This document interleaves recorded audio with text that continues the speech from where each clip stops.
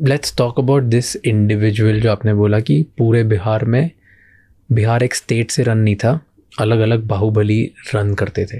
What do you mean by that? हर पूरे state में कितने पार्ट्स में डिवाइडेड था? क्या बाहुबली का स्टेटस था? क्या करते थे? What was the whole scenario? And हर जो सीरीज़ होती है, मूवीज़ होती है, जिसके बेसिस पे जो हमें पता चलता है देखने, उन सब में यही दिखाते हैं कि Bihar is usually under control of so called bahubali, या जो बहुत पावरफुल वहाँ के पॉलिटिशियंस होते हैं वो ही कंट्रोल करते हैं और कोई नहीं होता. वहाँ पे दिखाया जाता है कि कैसे एक डीजीपी लेवल तक के पुलिस ऑफिसर को ऐसे चेंज कर दिया जाता है क्योंकि जस्ट बिकॉज वो किसी एक बाहुबली के सपोर्ट में नहीं थे. एसपी वगैरह को कैसे ट्रीट करा जाता है एक पॉलिटिशियन, सब जो सीरीज़ में दिखाते हैं.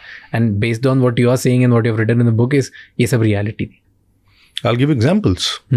So explain me the whole thing. Yeah. So see, what happens is I'll give you some historical context to it. 60 और 70 के दशक में क्या हुआ कि बूथ कैप्चरिंग चालू हुई इलेक्शंस में. बूथ कैप्चरिंग हम सब जानते हैं. तो बूथ कैप्चरिंग में क्या होता था कि अब जो नेता खुद जाके तो बूथ कैप्चर करेगा नहीं, तो बहुत सारे ऐसे स्ट्रॉन्गमैन जो होते थे अलग अलग जगहों के, गाँव के, वो ढूंढते थे और उनको जिम्मेदारी दे देते थे कि ये 10 गांव के बूथ तुम्हें लूटने हैं मेरे लिए, 10 गांव के बूथ तुम्हें लूटने हैं. तो ये बाहुबली बन के आने लगी जो बूथ कैप्चर करने वाले थे.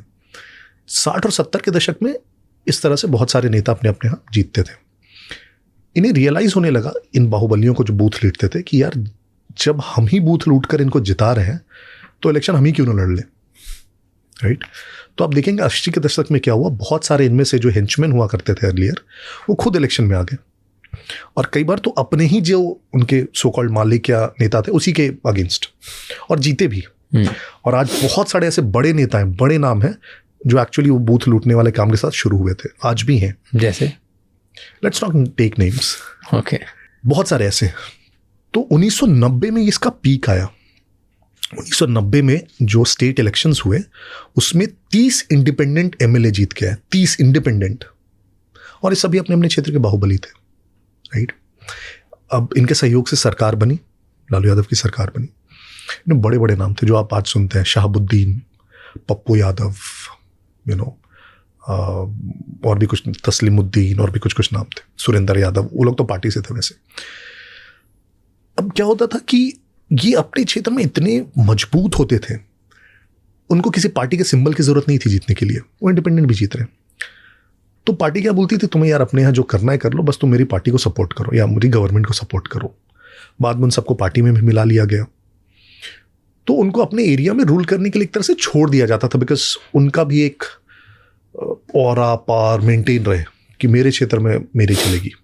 राइट. कि मेरे ऊपर कोई भी ओवर रूल नहीं है और मैं अपने क्षेत्र में आई डोंट वांट इंटरफेरेंस. तो I give an example of Shahabuddin का.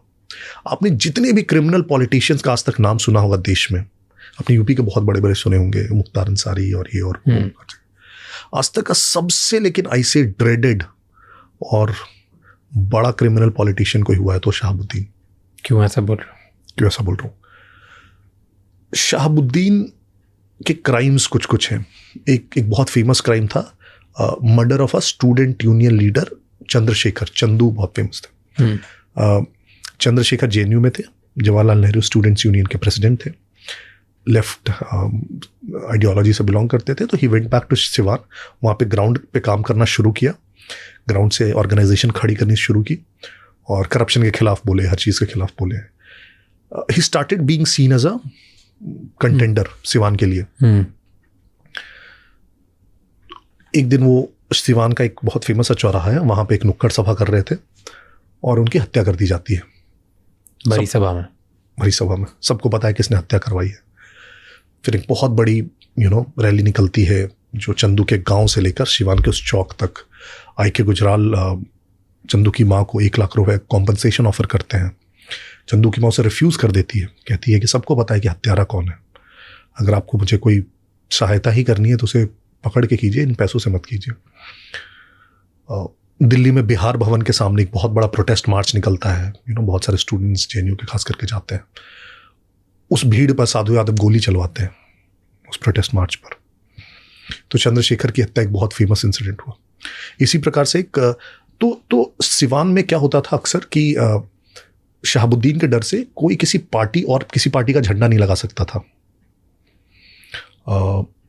बहुत सारे दुकान शहाबुद्दीन की तस्वीरें लगाते थे अपने दुकान में, दुकानदार, अलीजेंस दिखाने के लिए कि हम आपके साथ हैं।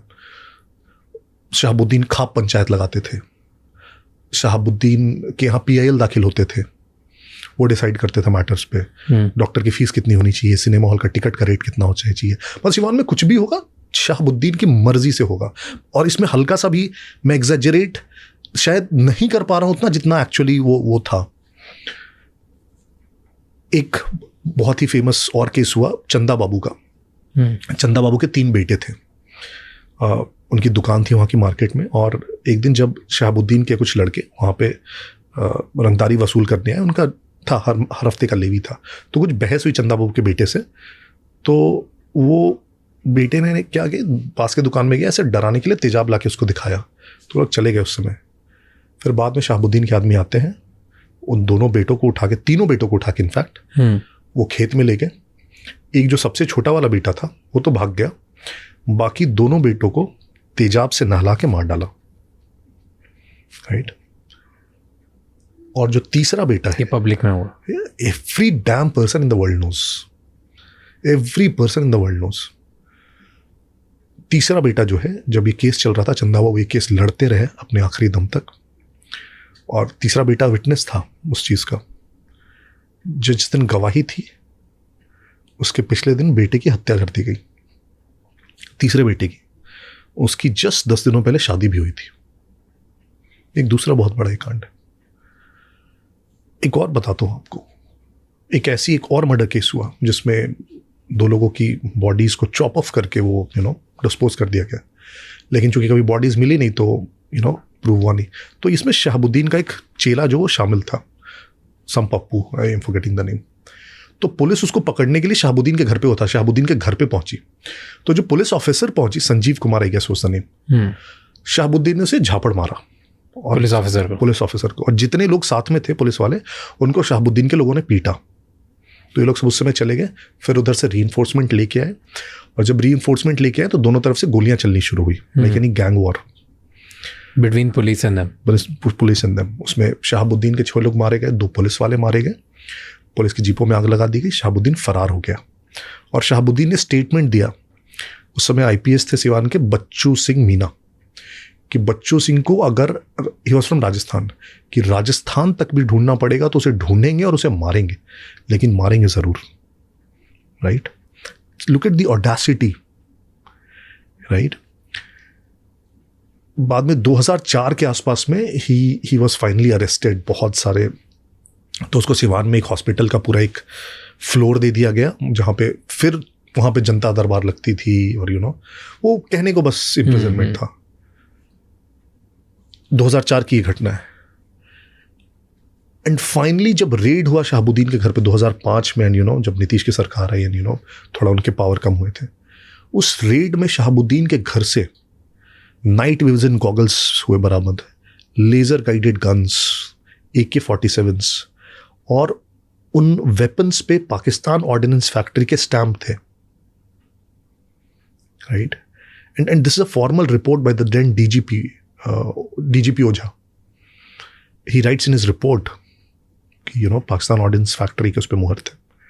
एंड सुप्रीम कोर्ट का ये स्टेटमेंट है, they say in one of the judgements, कि by virtue of being an MP, how can you keep things which are not allowed to be kept by civilians. सिर्फ army के लिए allowed है, night vision goggles, laser guided guns, civilians रख ही नहीं सकते India में, तो आपके पास कैसे है ये, right. This was Shahabuddin. And the irony of it all, Shahabuddin one of the सबसे ट्रस्टेड ल्यूटेनेंट्स रहे हैं लालू के पूरी जिंदगी, सबसे ट्रस्टेड। 1996 में जब संयुक्त मोर्चा की सरकार बनी, Janata Dal was a major partner, Shahabuddin had almost become the Union Home Minister of State. Almost. Lalu से गृह राज्य मंत्री बना रहे थे। अगर ऐसे और भी बहुत इंसाइटफुल शॉर्ट्स और क्लिप्स देखनी है तो इस चैनल को सब्सक्राइब कर लो।